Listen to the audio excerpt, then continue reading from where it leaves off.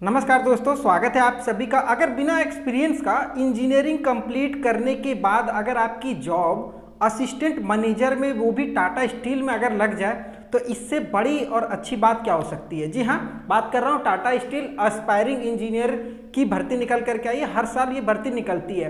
देखिए बेसिकली होता क्या है ना कि अगर हम लोग बीएससी या एमटेक बीटेक वगैरह कंप्लीट करते हैं तो अगर हम किसी इंडस्ट्री में जाते हैं जॉब के लिए तो सबसे पहला सवाल ये होता है कि आपके पास एक्सपीरियंस है या नहीं है। अगर एक्सपीरियंस नहीं होता तो बहुत ऐसा चांस होता है कि हम लोगों को जॉब नहीं मिलता है। लेकिन टाटा स्टील का ये वाला जो प्रोग्राम है ये बहुत बेस्ट है और इसका रिक्रूटमेंट नोटिफिकेशन आपको टाटा स्टील की ऑफिशियल वेबसाइट पे देखने को मिल जाएगा।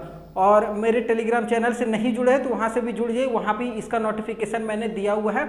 आगे इस वीडियो में आपको मैं बात करने वाला हूँ कि कैसे कैसे इसमें क्या एलिजिबिलिटी मांगी गई है, कैसे सिलेक्शन प्रोसेस होगा, सिलेक्शन होने के बाद कैसे आपका जॉब रोल होने वाला है, उसके बाद क्या क्या फैसिलिटी आपको इसके अंदर मिलने वाली है। ध्यान से देखिएगा। तो भर्ती कहाँ से है? टाटा स्टील। आपको पता है कि टाटा स्टील इंडस्ट्री में अगर प्राइवेट सेक्टर में बात की जाए तो नंबर 1 है। इससे बड़ी कोई कंपनी नहीं है स्टील इंडस्ट्री में। और आपको एस्पायरिंग इंजीनियर मतलब जिनको इंजीनियर बनने की आकांक्षा या महत्वाकांक्षा है वो यहाँ पर आ सकते हैं। और ये 2023 की बहुत अच्छी भर्ती निकल करके आई है, खास करके टाटा स्टील में। तो एस्पायरिंग इंजीनियर प्रोग्राम में भैया नोटिफिकेशन नंबर की बात करेंगे तो TAG/43/2023 ये नोटिफिकेशन नंबर है। आप चाहो तो नोट डाउन करके या फिर टाटा स्टील की वेबसाइट पे देख सकते हैं।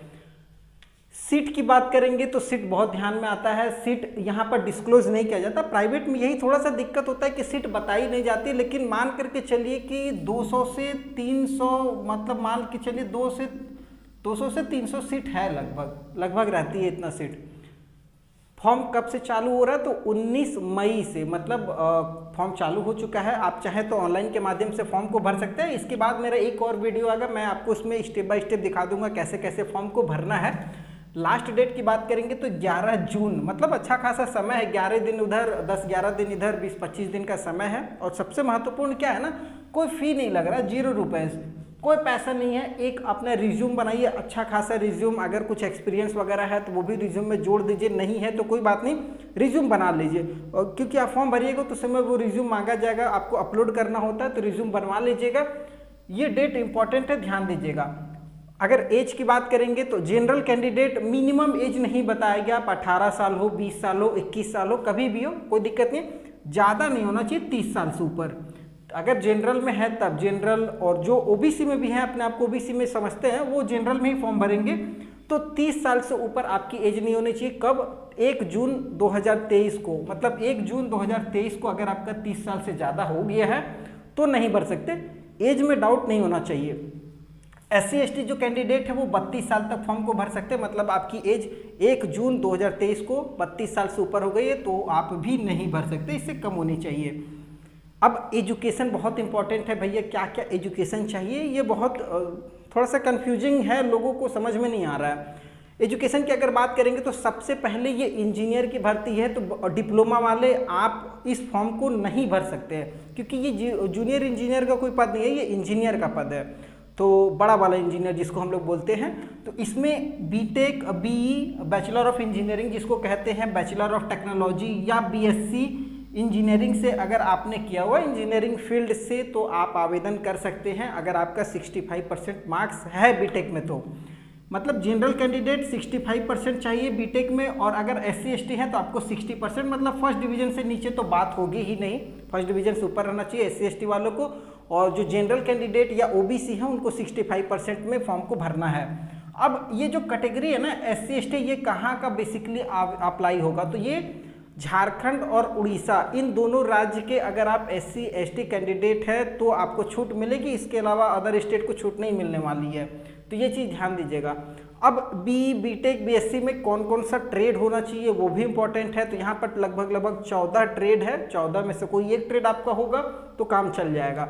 जैसे सिविल एंड स्ट्रक्चरल में हो, सिरामिक में हो, केमिकल में इंजीनियरिंग में हो, इलेक्ट्रिकल, इलेक्ट्रॉनिक्स, इंस्ट्रूमेंटेशन, जो भी हो आपका इलेक्ट्रिकल से जुड़ा हुआ वो सब कुछ कर सकते हैं। इन्वायरमेंट वाले भी कर सकते हैं, मैकेनिकल वाले भाई कर सकते हैं, मेटलर्जी वाले भी कर सकते हैं, मिनरल वाले, माइनिंग वाले, प्रोडक्शन इंजीनियरिंग अगर आपने किया हुआ है तो भी आवेदन कर सकते हैं। Industrial engineering, mechatronics, geo informatics और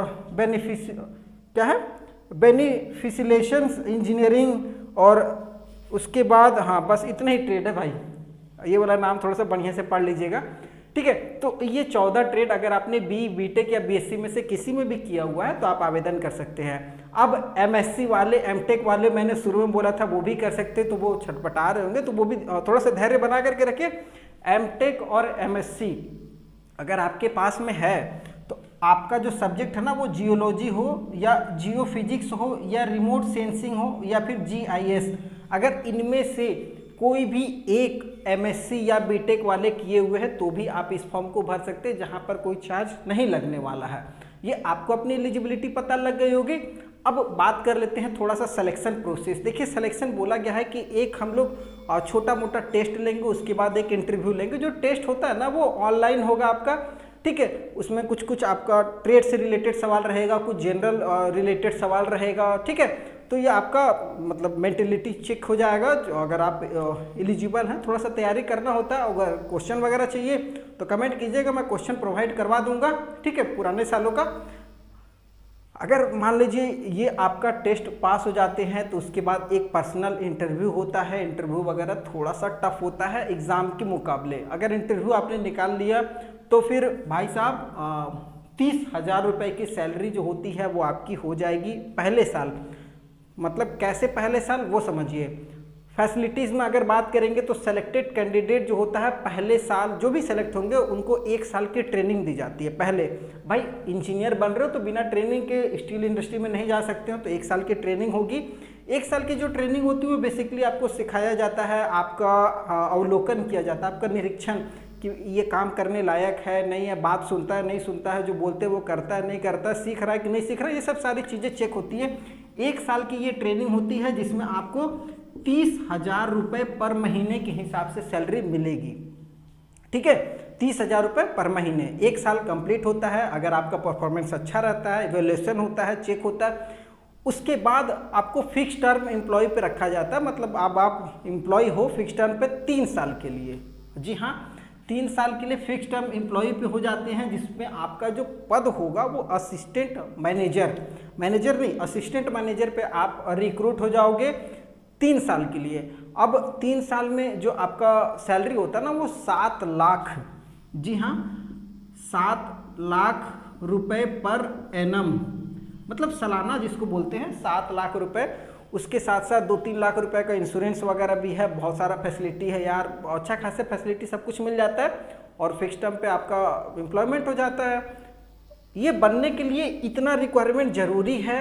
और प्रेफरेंसेस की बात करेंगे तो आप अपने हिसाब से कोई डिपार्टमेंट है, 3-4 डिपार्टमेंट है, जैसे ऑपरेशन है, प्रोजेक्ट इंजीनियरिंग है, स्टील में, आप किसी भी डिपार्टमेंट में चाहो तो और आप फॉर्म भरोगे तो उसमें आपको सेलेक्ट करना होता है। आप जो भी डिपार्टमेंट में जाना चाहो वहाँ जा सकते हो आराम से, उसमें आप अपना कैरियर बना सकते हो। उसके बाद यहाँ से निकलने के बाद एक्सपीरियंस वगैरह हो जाएगा। बड़ी बड़ी इंडस्ट्रियाँ हैं, गवर्नमेंट है, प्राइवेट है, वहाँ पर भी आप आराम से जॉब कर सकते हो।